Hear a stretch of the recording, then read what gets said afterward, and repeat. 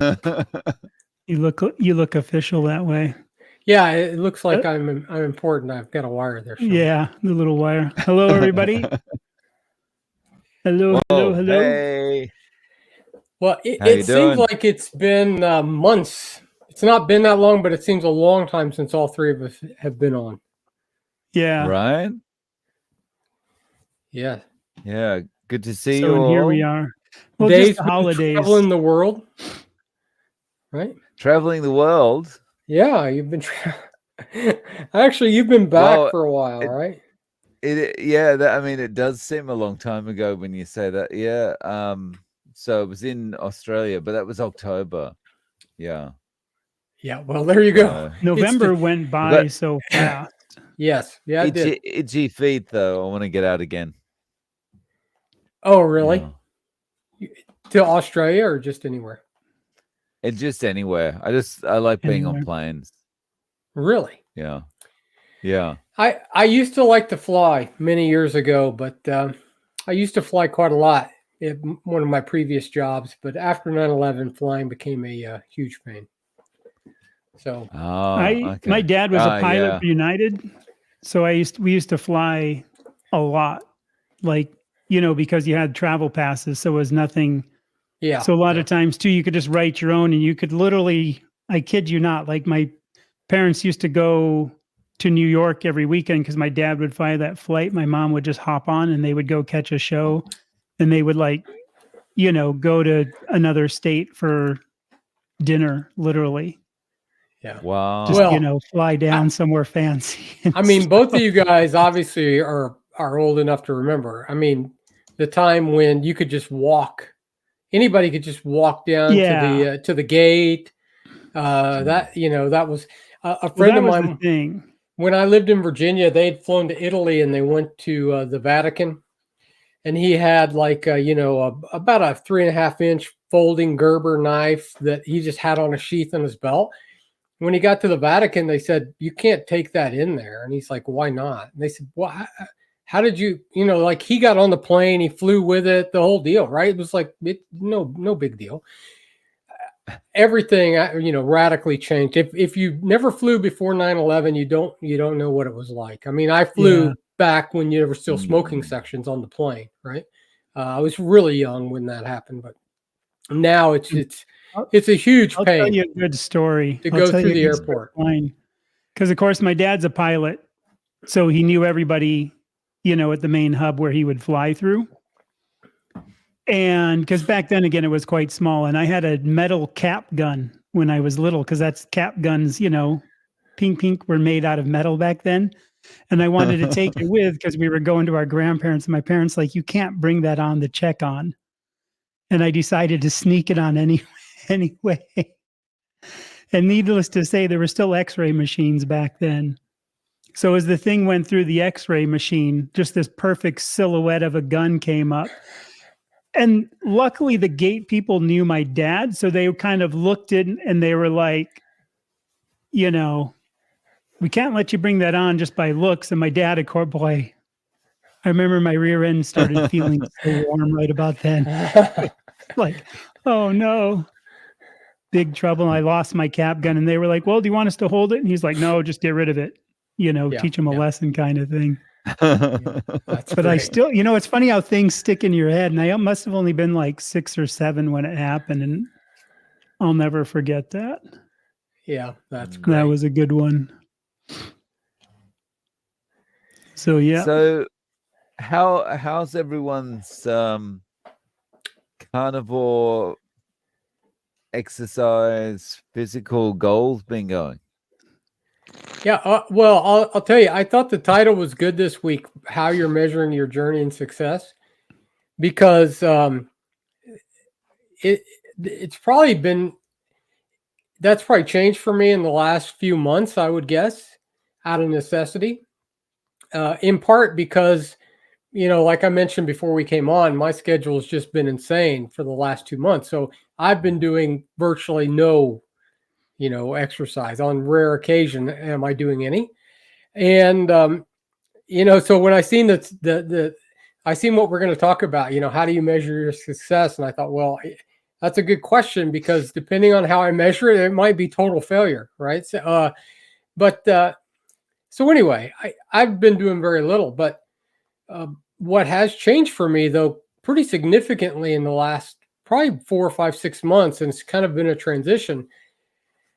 Everything about what I do is quite a bit different than it was before, in the sense that I've been at my goal weight for a while now. So I'm not trying to lose weight. I'm not as strict. I'm not as strict on being pretty strict carnivore as what I was. So I've added back in more blueberries, more nuts from time to time, because I was actually continuing to lose weight I didn't want to. I'm not as strict about intermittent fasting probably as what I once was. Anyway, so those were all my goals for like years, right? I mean, going back 4.5, 5 years, those were all the things that's how I tracked my success. Well, all those things are gone. So it's not like I'm saying, am I still losing 1.5 pounds a week? Am I still, being strict carnivore, 9 out of 10 days? All of that stuff is different. And then when we started coming into like, let's do some workouts. Now, the one thing I had that I was supposed to be doing, I haven't, which all seems like a failure then, right? Like all my things I was tracking, well, I'm not, it's all changed. And so I started thinking about that now. My goal is to practice a little bit of moderation in my diet, to maintain my weight, those types of things. And it's just the way that I have to measure success, I guess, is just different. And if I didn't do that, then it's like, I don't know if I'm explaining what I'm talking about well, but both you guys also at your target weights, right? There's no more about like, I still want to lose another 10 pounds next month, right? That's been gone for months now. So I have to readjust how I look at even my success, right? My success now is maintaining my weight, staying on track, and I'm able to do all of those things. But in the beginning, I didn't really look at that as counting it, right? So the way I measure has to be a little different. And otherwise, it is a kind of a different mindset once you kind of get to that place. At least it has been for me. Yeah. I think though too, like for me, some of the measuring now is just, how much muscle I'm getting and is it showing? Yes. I think my arms are a little bit when I notice, but this last week I've just been so busy. I haven't been doing much, but I've been doing other things anyway, like a lot of yard work and again, trimming the palms. So I've been doing other work and then I've just been doing some like more push-ups and things inside. Yeah. Well, see, if I was doing that, I would be able to measure that success or failure as well. But since I've not been, I mean, I've cut a little wood, which is what I'm going to do this evening. As soon as we're off, I've got to go out because I'm just behind. So say hello to Dave, everybody. Have you been on track, or have you been doing a little bit of That's a good question. I've been off track for the last week, just because things have been a bit hectic getting closer to Christmas. I haven't been as I haven't been at all good with push-ups, but up until this week I was good. I'd got to 170 a day. Wow. And the way I'm measuring at the moment is just, what's the difference in the mirror? Like, am I looking like I'm getting a little bit bigger? And, week to week, it feels like there's a bit of a difference. So, I'm happy with that. I haven't got any measuring tapes out or anything like that. It's just, do I think that's like every 6 months, my reflection? Yeah. 6 month thing. Sorry, maybe for me anyway. No, I was saying that's like an every 6 month thing, just to throw that on top of what you were saying anyway, the measuring. So I think now, how are you breaking them up when you do those push-ups? Are you still doing like 20, then kind of a rest and then 20, or you trying to crank them all out as much as you can? I've got to about 40 or 50 at a time. And then I'll take a break of like 5 to 10 minutes. Yeah. Yeah, that's actually pretty impressive. So I was just Go going to ahead. say one thing too about we probably are in some ways a good cross section of the people that might see our video. Chad has been pretty diligent until the last week or so. Yeah. Dave is obviously making some serious progress if you're able to do 40 or 50 at a in one shot, and but not quite as maybe consistent as what Chad has been, and I've been doing almost nothing. So that's probably that is We can beat them up later. it's a pretty good representation of really the reality of what people are going to go through at different times, right? Where you're going to have times when your schedule just kind of, like mine has just been crazy. And it's not that I couldn't fit those things in or do it if I absolutely just said but just things get hectic, things get going and you get off track and then you don't get started because you just got so much stuff going on. And that's real life, right? But at some point, the goal is to not get stuck there and to pick up and get back in the groove, at some point. So Yeah. I'm going to let you guys hit this first. This is a good one. The question from Annie. Oh. Yeah. Can I have a go at this one first? Yeah. That's what I was saying. Yeah, so I'm going to let, because you know more of that. Yeah. So my downfall was alcohol. What are your thoughts on drinking throughout Carnivore? Well, from my perspective, I'm not a moderator, so it was for me. But I did interview someone the other day that was talking. He was talking about alcohol and how he's not quite really the culprit of a lot of the weight gain and a lot of the issues that we might face if we're not carnivore. Since he went carnivore, cutting out everything, but he still has alcohol, he's been doing okay. And, he doesn't have the issue with beer belly and all that kind of thing, because the beer belly really, he feels, was related to the carbs that he had. And as long as he's strict about not having, something like a beer or something like that, he can drink alcohol, and as long as he keeps, he doesn't go down the road of the munchies, and having the high carb foods, with the beer, then he does okay. But for me personally, it's all or nothing. Moderate. 12-pack or Chuck, nothing. did you want to jump in on that? Yeah. So actually, I did. I've never drank a lot, but probably the first good number of years, I certainly still drank some, a few times a week, and bad things like Mike's Hard Lemonade, right? Those kind of, it's just full of carbs, full of sugar. I never had an impact with it, with weight necessarily, but again, I was extremely strict carnivore at the time. Outside of that, and I was still dropping weight pretty significantly. Now, I was just telling my wife, I would guess, except for a glass of wine last June, I've not drank anything for probably a year. But mine has to do with gout. So I'm completely off gout medication, but there are certain things that really do cause me some issues. And if I eat just too much crap at some time with a lot of vegetable seed oil, inflammatory stuff, or alcohol, I will begin instantly almost to get some twinges of that gout pain. And so I've just stopped completely. And I'm like you, Dave, I'm not good at moderation in the sense that, it was easy for me to drink that, 2-3 nights a week or a couple on Saturday. And, I wasn't like kicking back a 6-pack or anything, but it does add a lot of calories. If you're stalled, I'd certainly think about, cutting that back, but it didn't impact me losing weight.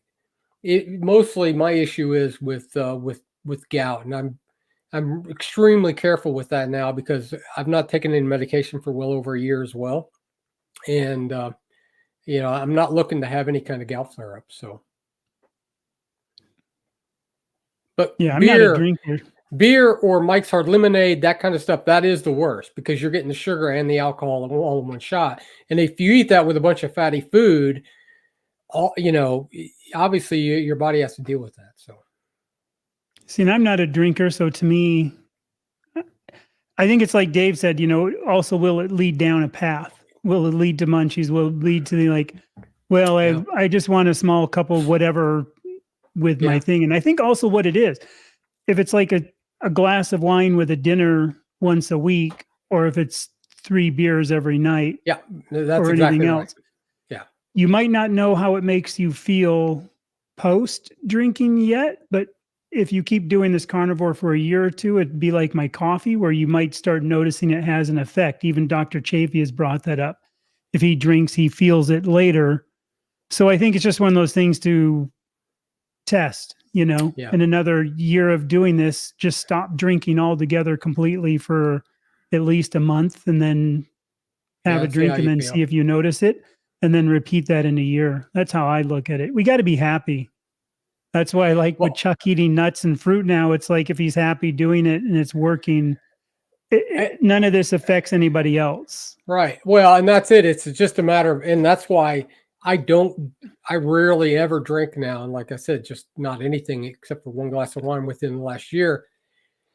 It's not that I never will again. I do it because I know that it probably has a negative impact on my gout.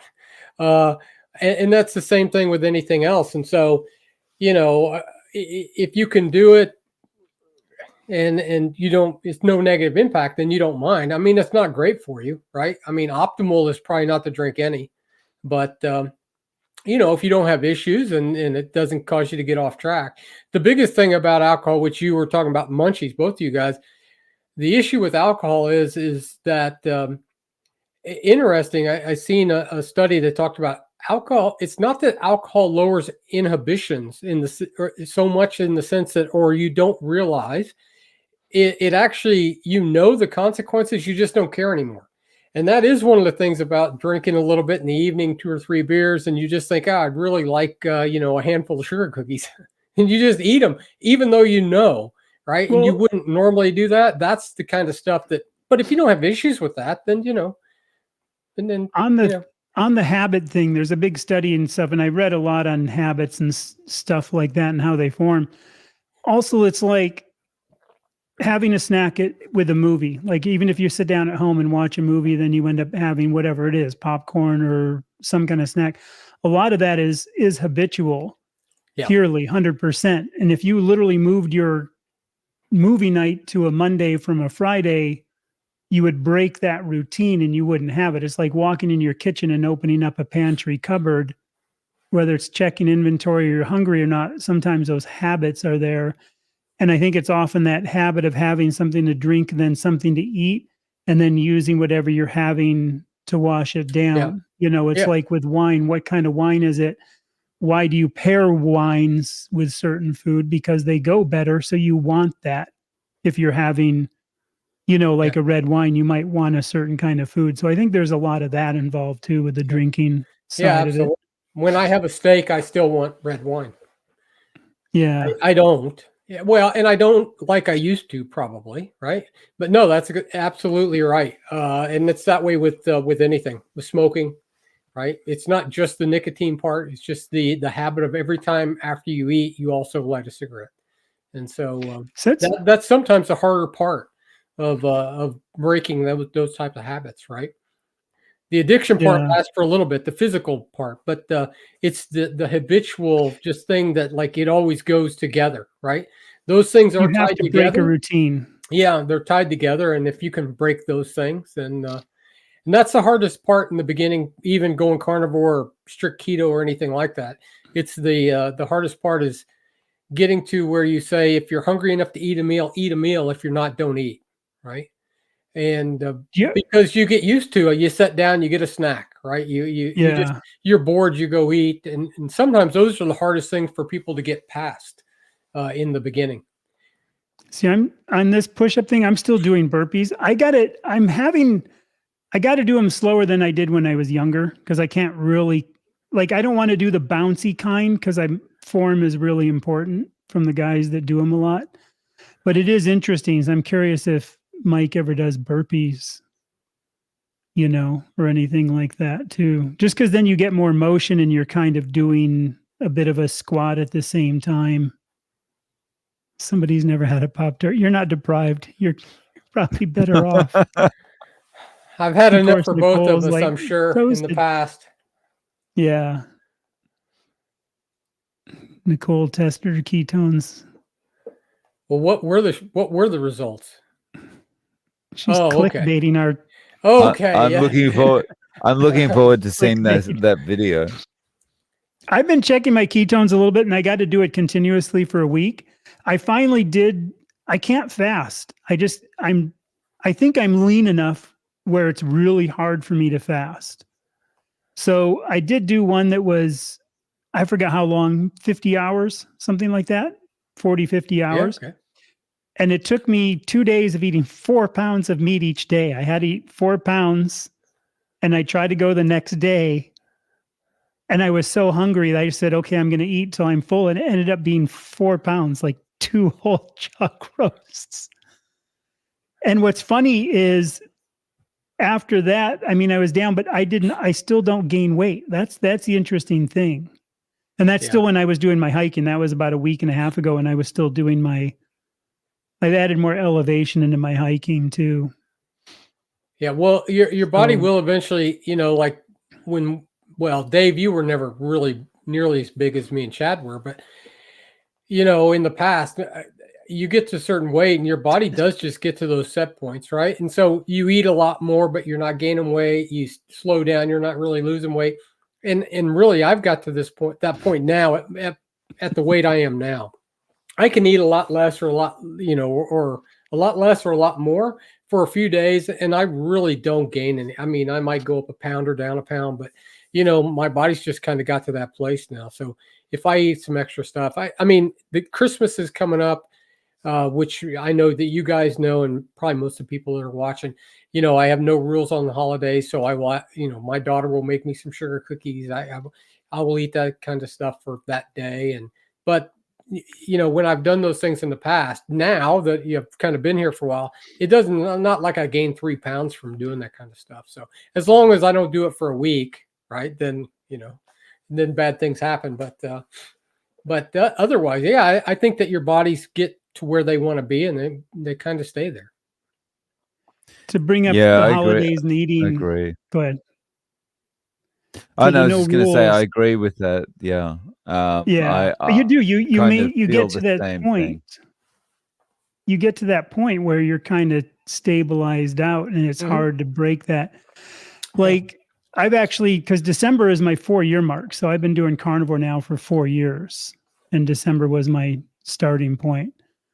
So the interesting thing is, you guys kind of know that I test certain foods all the time. And December is kind of like a 1-year point. So I've been testing. So I still can't do eggs. And I haven't bothered testing some stuff again, because if it's like 3 times, I know it's not there. But one thing I did do was test pistachios. So for 3 days, I ate pistachios, a big handful every day, you know, like the kind in the shell, not a big handful of the raw ones, but, you know, then I shell them. And did I suffer? My hike was so painful. My knee joints were so painful. It was really interesting. I really felt it. So to me, I know that there's no way I'll do those again. And not saying that anybody who wants to do them, that's bad. It's just, I noticed the difference. And I've always mentioned I have a bite of my boy's birthday cake, and my boy had his birthday yesterday. So I did have like a teeny, I mean, like not even a slice. It was like part of a slice, because the other part didn't make it because it's so thin. So like 2 bites. But also my daughter makes the cakes, and she doesn't make like sugar laden frosting. They're usually like whipped cream and mascarpone and that kind of stuff. So they're pretty light, but it's not like anything else. But I'll tell you what, the nuts were interesting. The other thing I decided to test for 1 week was throwing cream back in, because I'm not drinking coffee anymore, but I was curious. So I kind of made I just took cream and mixed it up, whipped it up. So it's kind of, you know, made whipped cream up, and then freeze it. Cause then it's but I also throw in a ton of collagen, because then it gets kind of gummy. and it's kind of good. And you can see on the end of my nose, there's a little red dot. It's like a little pimple. I shouldn't be saying this live. From it's your like a little, cream. my wife's like, oh, what happened to your nose? And I'm like, I think it was all the cream. Because it's like literally like I can kind of feel it. I'm and glad I had like don't a have that couple when I problem. was shaving on my neck. And I don't really care to do it, but I'm just really curious to test it because when I quit the coffee, I quit all cream. So it's been like literally almost 2 years since I've had a lot, Yeah. but I still have that cheese for that. So it is interesting. So that was kind of my seasonal testing, I guess, was trying the nuts and then trying the cream again. And they're a no-go. I'm glad I don't have issues and with joint cream. pain even from the cream because I can feel it. I have cream. I have a lot of cream because we have homemade whipped cream and we also have homemade ice cream with, you know, egg and heavy whipping cream. So Dave, will you measure your success or failure during the holidays by how well you stay on plan for your eating, or do you deviate at all during the holidays? I don't deviate. I don't deviate. Just know what will happen if I deviate. The small deviation is just the end for me. When we're talking about cream, there, I can't do cream. I cream because we'll not be able to stop eating it, and you know, and then it's just the kind of the snowball effect. You know, like I'll the cream and not be able to stop the cream, and then it'll be like I could just do one chocolate bar tonight, and you know, then it'll be 2 chocolate bars the next night, and it'll get out of control. So yeah, let me ask you. You're just nothing. So let me ask you. So that I find it really interesting because it's one of the things I do have like pretty obsessive compulsive, not compulsive, but addictive kind of personality. Like I just do things like extreme when I do them, and so which is always in the past was one of the problems, obviously with eating. I'm good at abstaining, but not moderating very well. But have you ever? So for me, I actually now have got to the point to where like I will have dark chocolate in the evening. And just I don't do it every day because I still worry, like, you know, I don't want to get off track. But have you had times when you've kind of deviated and done that and you really just kind of go down the spiral and then you just say, oh yeah, I got to just quit everything? Or is it more of like I've heard people say if I put a carb in my mouth, it's like, you know, it's like the alcoholic who goes and, you know, he can never have one drink again, right? Or, you know, or whatever.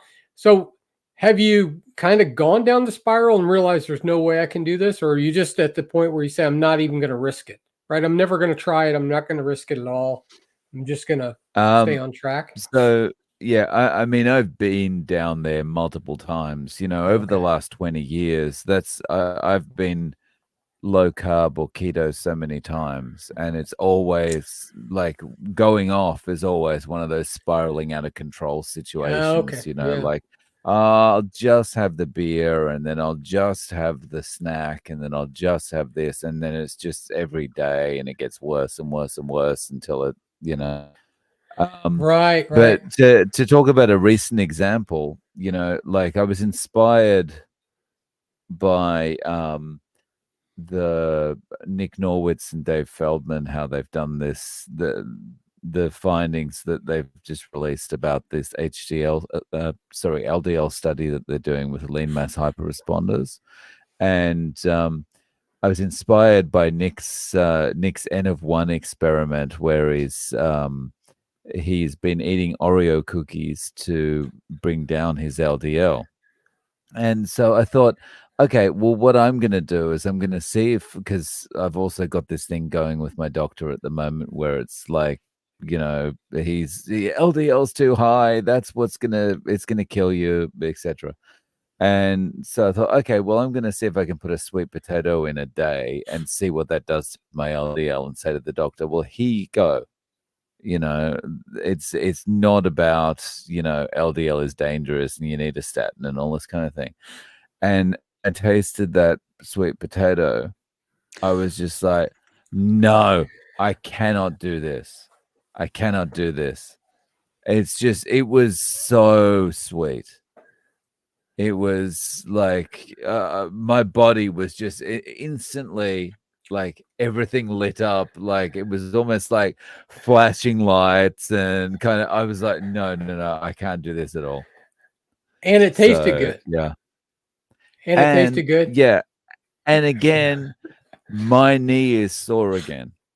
Oh, You know, like, so I had that experience with bok choy a month and a half ago or whatever, when I thought I'd put that back in and see what happened. And yeah, same thing with the sweet potato. My knees sore again. So it's just like, no, Yeah. I'm staying away from this stuff. Yeah. Mm. And that's probably, in some ways, it's probably, you know, if there's any doubt, well, if it bothers you, obviously you don't want to eat it. But the second thing is, if you think that it's going to derail you, yeah, I mean, absolutely, because it is true, and this is why I limit myself mostly to holidays or pretty rare special occasions, because I just suck at moderation, right? So when we were out at my daughter's for Thanksgiving, we were out in Oklahoma, and you know, one of my other daughters brought down, because my wife used to make me giant sugar cookies at Christmas time, you know, with icing, all homemade. My daughter brought those down. Now I know that this is the day I'm going to eat this, right? But sometimes it's easy. I'll have like one, or I'll have something on that holiday and it's good. But I'm so bad at moderation. It's like once I eat the one, they taste so good, right? I mean, I probably ate 6 that day, right? Throughout the day, I've eaten 6 sugar cookies instead of just eating one sugar. And the only way that I can keep, you know, if I tried to do that throughout the week, or even, you know, want to say I'm just going to do this on occasion, I just can't. If they were just laying around all the time, it's just I can't do it. And so that's kind of the guardrails for me. Now, you know, again, my wife, I mean, she could like eat one, you know, one a week, or pick up a donut. It doesn't bother her. She's like, she's good at that, but not me. I'm just terrible. So I do it on those days, but I just have to have the hard, fast rule. Outside of those times, you just can't, right? Because, you know, I'd weigh It'll be 275 again. interesting how you come across this in 2 years. I'm really curious, because I used to be like that, where, like I said, especially anything in a bag would be gone, the whole bag. Like this time, like even like that couple, like the cake thing, like it is weird. Like over the years, like I found now that I can just, there's no way I want more. Yeah, you can You know just what I mean? I don't know if there's that point, because the first year I knew that, like when I would try something, I knew I had to stay away from a few things. But like even that first year, I was like, oh wow, that's, you know, good. And I could force myself to do it, but it was like, that's what it was. That you had to tell yourself no. right. And now it's like this internal thing that's just like, you know, Well, you know, these are not the interestingly, specs you're looking for. You know what I it mean? doesn't. Kind of thing. Like the force just, Yeah, somebody's pushing you away from it. it's not hard for me not to eat it initially. Like, you know, we have food after church almost every week, right? And there's always pies, there's always cookies. It never bothers me not to eat those things. Like I don't really have cravings and have to really force myself not to eat them. The issue I have is if I eat them, that's when it's like, oh, that was really good.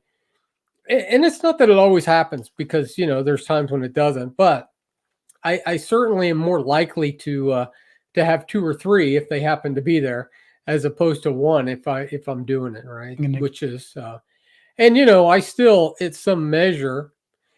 Although I started, you know, I'm when I first started doing keto, it's probably closing in on 4.5, 5 years ago, and then of course, you know, I had 2 years in there where I was totally off the rails, but you know, I still never want to go back. So I'm still pretty careful. And I just know I'm bad at moderation. Right. And so it's just one of those deals. And in some way it's still just, you know, you're right, Chad, maybe 2, 3, 4, 5 years It at some changed for point me. you feel more confident in the fact that no, I'm going to be here for I good, think and you too, allow yourself a little more latitude, maybe. I think there's something inside. Honestly, there's also something from within that just your body is just like new, kind of thing on it. Yeah. And this quitting sugar thing, I'm going to hit these two in a row here on this. So this, I think if you can quit sugar, you can quit anything, sugar and any drug. Yeah. And obviously we know sugar is extremely addicting along like with carbs and stuff. And then I think this one that ties with it, I try to have cheat days, but they end up being a lot longer, so I don't do it. Is the problem with that addiction is that until you're truly over it, like I think it was last time when I was on with you, Dave was talking about the flavored waters, how they trigger like me wanting more as I get rid of the last ones, and then you want more. And also the same thing with some of this stuff, like, and it's been brought up by other people, but casomorphine and cheese. Casomorphine is morphine. It's a form of morphine, so it's very addictive, and that's why so many people eat so much cheese, and I think have so many problems with the addictiveness of cheese. Not only that, if you Google this, that it's actually an addictive substance by nature, so that the babies in nature will keep drinking more milk than technically they almost should to get big and strong really quickly. And that's been in a few different, journals. So I think too, not only the cheese, the sugar, the carbs, I think it's all of this stuff for so many people, because it's again, it's that ghrelin leptin response. Are you full? No. Okay. Feed me more. Okay. No, I need a trigger. You got to eat. Am I full? No. And these new hyperpalate foods that kind of have figured out how to bypass that ghrelin leptin response loop. And then we also have that in nature with things like the casomorphine and cheese and sugar being out of the norm. I think some of this stuff is just. Do you guys remember Gary Larson, the comedian who would always draw the funny comics of all the, I don't know if you ever, the Far Side comics? Yeah, He I had love this the one that Far was the Side. best. Yeah.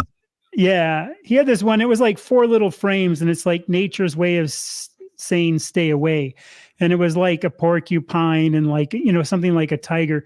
Then there was a guy with like weird little swimmy, floaty, and just weird looking guy in a trench coat, and it was like, I think sometimes nature's view of staying away from some of these foods are just, what really are they for? Sugar, what is it really for? You can't live on it. It's just to sweeten things up to make us eat more. Cheese isn't really, even though it's natural, it's not really, because in nature you don't just make cheese. So it actually is a processed food. Not that it's wrong, not that anybody wants to have some, because I do it for the no gallbladder in a certain amount for a reason. But I think all those addictions are something that we all have to look at if we're having problems. Key point, if we're having problems. Yeah, and that's the part about food, especially with food today, is the fact that it's not just the sugar part. It's not just the physical addiction of sugar and the dopamine and those types of things, right? It's the issue that it tastes good. Right. I mean, if the sugar cookies my daughter's going to make at Christmas time tasted like crap, I have no problem abstaining from them. Right.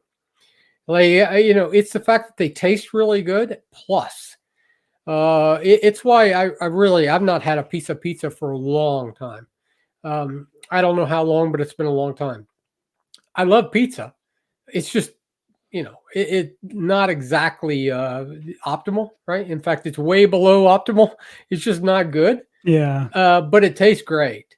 And if I was to have one piece, it's like I don't want to just have one piece. I want to have one pizza, right? I want 3 slices. So, and when you're eating carbs, if I'm eating just carnivore food, beef, steak, I'll eat that and I will just be stuffed.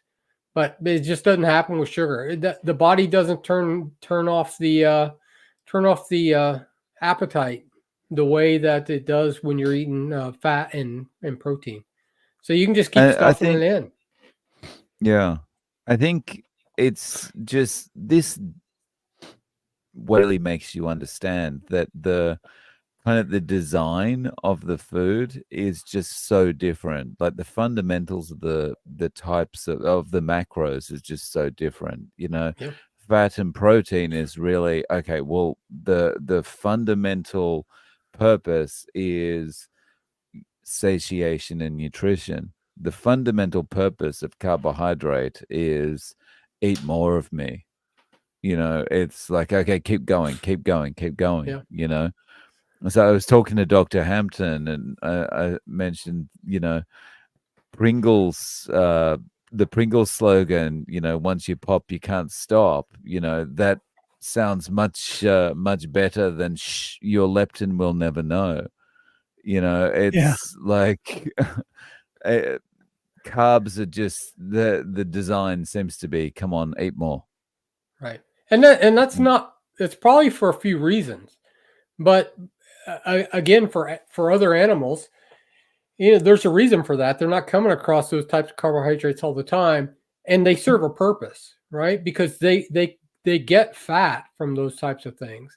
I mean, bears get fat because they're eating that kind of stuff, but they need to do that. The other thing, I think that in lots of ways, the body wants what it wants as far as nutrients go. And if you're giving it, it doesn't care how many calories you've eaten. So you eat 2,000 calories and there's no nutrients there, body doesn't give a crap about that. Well, the body wants some nutrients, right? And the body knows what it wants. And so if you're just giving it calories that it's turning into glucose and then shoving it all away with insulin, but it's saying, no, I want some more of this and this. So just keep on eating, right? Because I'm not getting what I want. It just doesn't turn it off. And so all of those things play in. And now we're at a point to where I don't have to walk around and look for a beehive to get some honey, right? Or go scour a tree or go pick some fruit. I just go to the refrigerator. Well, not mine because we don't keep a lot of that stuff, but it's just easy. And everywhere you go, it's just what it is, right? So it's hyper palatable. You're not getting the nutrients that you really need. Your body doesn't turn on the satiated signal, and we just stuff it away, which is why it's so easy to to weigh 200-300 pounds today. I'm going to hit something really quick. This thing, when you get to a normal weight and maintaining. I've heard a couple other carnivores say this, and I think it's just their opinion. One of them was saying how a lot of these people will get to their kind of goal weight, then they'll go back up like 10 or 20 pounds, then kind of stay there. And that she'd never really met anybody that like got to that low goal weight and stayed there. And I did comment, it doesn't really matter who it is. It's just, their kind of view. But I'm like, well, I'm one of them, because when I hit that weight, I never went back up. You know what I mean? It's easy for me to maintain once I got back down. And I do think some of the people that have gone back up are because they're like, okay, I got that goal. Now I can relax on what I'm doing. But for me, if I got there, even though it took me a year, I was comfortable getting there. So I saw no reason to then throw in the carnivore pizzas and the carnivore nachos and all the cheese again and kind of get lax on what I was doing. And I just don't want to. Like the nut test, I don't want to eat them because I don't feel good. Yeah. I'm just curious your guys' thoughts on that. I actually, the lightest I got was, I'm really bad about eating when my wife's not here. So one of our daughters had a baby. My wife was gone, actually turned out to be gone probably for almost 2 weeks. I got down to about 150 and some, 150.8 or 151. And I wanted to be at 155. And I'd been there for a while. I got up to 153. It really bothers me a lot. Even if I step on the scale and I weigh 155, it's like, okay, I don't. So I don't want to be over that, right? I can be at 155. And I weigh about 3 or 4 pounds more than my lowest, but I didn't really want to get down to 150. But that's not 20 pounds more. Though. No. It's a few pounds, and I have no desire to. I'm pretty diligent still about that kind of stuff. I think though it is pretty natural. I mean, I have done this to some measure. Some people do loosen up, right? The what they would normally be eating. And I think that's perfectly fine as long as you understand, you go too loose and you're going to end up gaining those 20 pounds back, right? For me, I probably really could still lose another 8 or 10 pounds. I'd be Yeah. really light, but I'm not very tall, and I still have more than enough body fat. I don't want to lose any more, but I sure don't want to gain back 20 pounds. I mean, so I guess I've been at this weight for, not nearly as long as you have, Chad, obviously, but I would guess going on about 6 months, right? And I've been under 165 for a long time. The last bit took me a while, and but I don't know. I think, if people want to gain back the weight and they're still eating normal, but for me, I don't want to, right? It's way more than what I went away to gain back 20 pounds. Yeah. So on this question, I eat mostly hamburger. I eat the rendered fat from it. How much butter should I eat for 2 pounds of hamburger? I'm thinking I'm overdoing the protein. If it's 72.28, I would probably say none. If it's 93.7, I would say there might be some. Also, I think it's like Sean Baker did kind of high fat and he said he didn't like it and he just switched back for kind of that neck injury. If you keep up on him a little bit and he's back. Like I ate a lot of butter in the beginning when I was losing the most weight. So I think this also pertains to where are you in your journey? I find now I can't do too much butter. Like I actually had 3 hamburgers today and I literally had probably like a tablespoon and a half of butter with them because I did them on the grill. So everything ran out and I don't have the render fat. And they're like those pre-frozen 85-15 burgers. So Yeah, to which is me, pretty low fat, really. yeah. So I wanted a little bit more. And so to me, it's kind of like how much butter would depend on how you feel. 100% Yeah. on how you feel, because if it's 80-20, you might not need any more if you're pouring it back over. But if you feel like you're not getting satiated, and I think that's what I think part of the signal is for wanting more fat is I ate and I don't have those, I can tell when I have too much protein, whether I'm thirsty and you know what I mean, Yeah. not feeling good full. And my wife often puts butter on hamburgers, and she sears our steaks in butter. And she will pour usually the butter off onto her steaks. I almost never do that. But, for us, I think you get to a certain place, and it does depend on where you are kind of in your journey, right? For me, I just do all that stuff by taste now. Like, do I put more salt on my food sometimes? Yeah. Do I put less sometimes? Sure. Do I put butter on my stuff? Rarely. I mean, my wife does all the time. So I think once your body kind of gets sorted out, but that doesn't happen to be in the beginning. It happens eventually when your body gets sorted out. I eat the taste now, right? If I want a little more butter, I'll put some on, and if I don't, but we're using 70-30 ground beef or steaks that are pretty fatty in style. Do I have one sometimes that doesn't have enough fat? Probably, but unless I just have a taste for it. But my wife really likes high fat. I mean, she's probably, 80-20 or, 85%, or I'm sorry. I said, 80 probably for the fat content, not the protein part, right? She really likes the fat better. So, it just depends on kind of where you are, I would say. Dave, do you measure any of that stuff now? You probably don't. No, Do you track any of that? it's all intuitive. Yeah, I mean, if I go back like 8 months or something, like I was eating all the rendered fat from the ground beef that I was eating.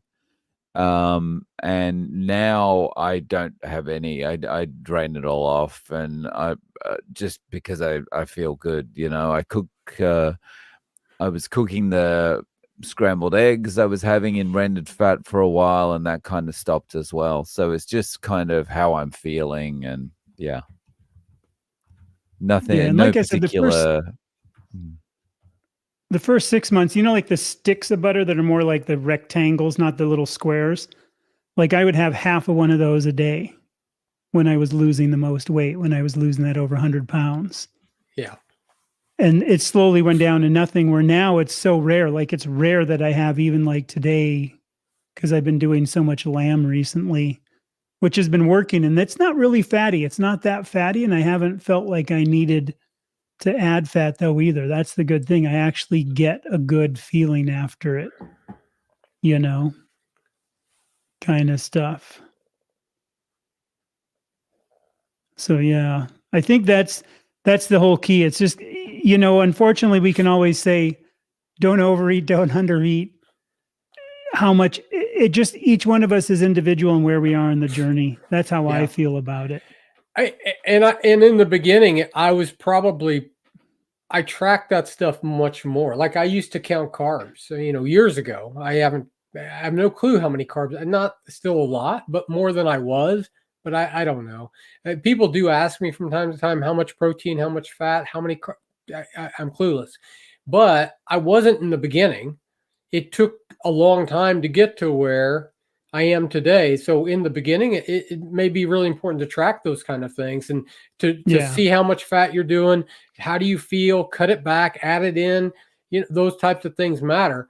But it's just like you've learned, I mean, both of you guys, what bothers you, what doesn't bother you. My wife learned raw tomatoes bother her, but not if they've been canned in salsa, right? And so all of that stuff you kind of discover, but you get a year, 2, 3 years in, your body gets sorted out. You've learned what bothers you, what doesn't, and you just kind of can be like a normal, every other mammal on the planet, right? They don't track any of that stuff.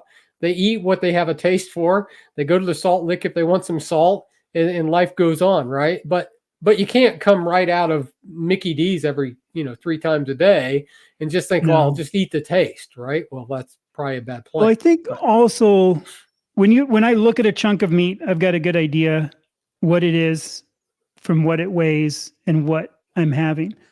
Like I said, I taught scuba for a long time, for 15 years of my life. And if any of you have scuba dove, I should even know how to say it. Anyway, dove, what a tank weighs when it has air in it or not. Like I got so used to hauling tanks on and off a boat full. If a tank was partially used, I could literally tell you, like, yeah, there's probably about 1,700 to 2,000 pounds of air in there. I mean, I got so accurate at lifting a tank and being able to feel it. Just like anybody who does a job for so long, you could get so accurate at what it really is. And I think after a while, when you look at your meat, like I can just look at it and go, I'm this hungry, I'm going to have this much. And it almost hits me perfect. Do you guys notice that? That, I don't need to overmake it or undermake it. I usually can hit it spot on. I don't, because my wife cooks for me, but she hits it pretty well. So that's good though. But I mean, you have an idea when you're eating how much you're probably going to eat though, don't you? I mean, you know if you're hungry, really hungry. You can look at it and say, I mean, I can look at what she's made. Like, if she scrambles eggs, sometimes it'd be like, okay, I can't eat all that, right? Or, usually it's not, that's not enough. Usually, she will have made a lot. And so it's like, no, that's too much, right? You just get to where you know what it is, right? Yeah. Yeah. I believe the food is great. It tastes good. It's a natural. So yeah, I think so. I think also that's like, those responses that you need, like the baby's milk and queso morphine being so addictive, so they need to have it. I think there is that point that we need to have that to eat it, or that would be true. I always think, man, if our bodies were set up so you didn't have to eat, you wouldn't need like to ever go to the restroom. So your house wouldn't have bathrooms and you wouldn't have to have a kitchen. That would totally change. And if you never had to sleep, you would never have bed. Wouldn't it be, you know what I mean? I don't know if you guys are that weird, but it's just like, what would your house be like? Because there would be no bathrooms, no kitchen, no shopping, no grocery stores, no reason for any of this. But that's, my view on I guess, a creationist, that everything was designed for that purpose. You know, that's why some things are good. And that's like the senses. That's why it smells so good. Yeah. Too. You ever taste it bad, we wouldn't eat it. No, but people Well, do though. But we they feed might babies still, little but, you know, spinach and junk, depending and on. you're like, Yeah, Yeah. that's you true. watch a baby eating, and they're just like, eat it And They'll try anyway, and and you keep convince you to shoving eat the food. broccoli. Yeah, exactly. Hey, and we are at 56 minutes, and so I only have just a few minutes left. I think Dave also had a hard break at about an hour, so I have to go cut some wood. So I hate paying the electric company. My wife hates it even more than me. So I've got to get some wood in the fire this evening. Well, you don't have to, but you should. I don't have to because I just run the heat. It's just that it's like everything else in life. It's much easier just to turn the thermostat up until the bill comes, right? And so, Right. you know, it's great to just go and eat some sugar cookies and some pizza, but you do pay the price at some point, right? So you gotta make those decisions. I know the hippo thing has me curious too. You know, I heard want a a song. hippopotamus for Christmas song pops in my head. Yeah. Here's that flavored mineral water. It's falling. I can't even see. Like, I didn't mind the Kirkland ones, but even the flavoring triggers me. I like plain. I just like the plain. I like the plain ones better anyway. But they were out of the plain ones for so long, but it's back in stock. I don't do bottled water. I have like one of those like Berkey filters, those big silver things that they kind of are like a hippie thing, I guess. I'm not a hippie, but hippies always have them. That's what, you know. Yeah, so I don't know. With that hair getting much longer, Chad, you know. I know my hair's gotten really. Oh, you weren't on. on. Made videos. We were on a little bit sooner before you jumped on, before we came on, Dave. And I was telling Chad I just got a haircut 2 days ago, and I hadn't had a haircut in so long. My hair had probably been longer than it'd been. My wife asked me when I was going to do another video. I said, not till I get a haircut. And like my hair was so long, my hat almost wouldn't fit. Somebody said, yeah, we shoved the veggies down our kid's throat. By the way, so I have 3 of our daughters all have fairly young babies right now. And one of them, she's just starting to eat some stuff. Well, a fair amount of stuff. But it is true, like she just does not like vegetables very much. And my daughter doesn't really give her a whole lot, but she will immediately take like pieces of meat, gnaw on beef jerky, suck on ribs with, you know, a little bit of barbecue sauce on them. She does that all the time. But she has not much taste for veggies whatsoever. I mean, you almost have to like trick them into eating them. Not all kids, but you know, we do develop a palate after a while. But it's just a natural thing for her to like the very first little bit of a little bit of gnawed up meat that she just got a couple little teeth coming in.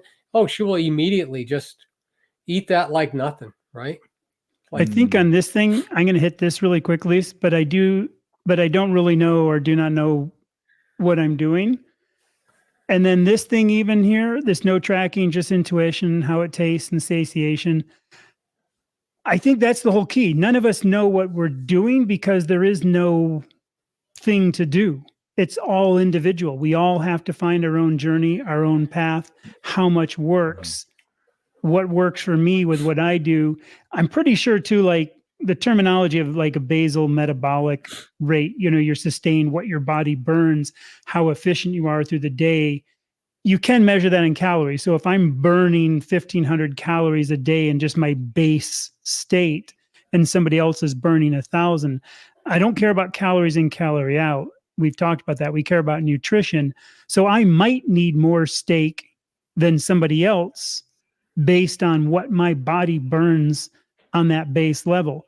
Me doing a 3-mile hike in the hard desert here where I'm gaining 700 feet elevation, which isn't huge, but the short bursts are way more than somebody on a treadmill or just walking on pavement, is going to require maybe an extra 400 calories. So even too, I think it's not even worrying about what we do. I think it's also important with that we just know how we feel and just kind of use our gut, literally our gut judgment of how we feel satiated or not, and kind of go with it. That's been my biggest take. Yeah, I think that's probably what most people do once they get to a point to where they have been in, long enough that their body can at least get somewhat sorted out, right? That's probably the key is just you have to be, in the beginning, I there is some value to watching what you eat and tracking some of those kind of things. But I think eventually the body just kind of knows what it wants, right? So no other animals track macros, right? They don't. Nobody does. No animal does that. It's just us. No, and the colonists. Yeah, on my site, I had that one thing about Lewis and Clark and how they crave fatty meat. Yeah, they crave fatty meat. They crave fatty meat because in their journals they recorded it so many times about desiring fatty meat, and they got whale lard at one time and how much they liked it. And it was interesting that it was such an important thing that they put it down in their journals so many times. I'm getting the signal. I'm getting this signal, right? And you cannot see the signal coming, but I can see it, like, tapping the watch, looking and smiling and like tapping the watch. Yeah, I've got to bounce too, guys. Yeah. Anyway, it was I'm just going to flip through these questions to make sure being together again, because it's been, like I said, it seems like it's been 2 months. We kind of missed like one of you, then one of you. Yeah. See, that's it. But back and forth, and so it was great for us all to be on together, and greatly appreciate everybody jumping in. I know that Chad is showing up. Chad is scrolling diligently through these questions to see if there's anything popping up in there. But yeah, I really have to jump because I have about 45 minutes of daylight left before it's pitch black. Headlamps. Headlamps. It's not the way you want to be doing it with a headlamp. Anyway, it has been great.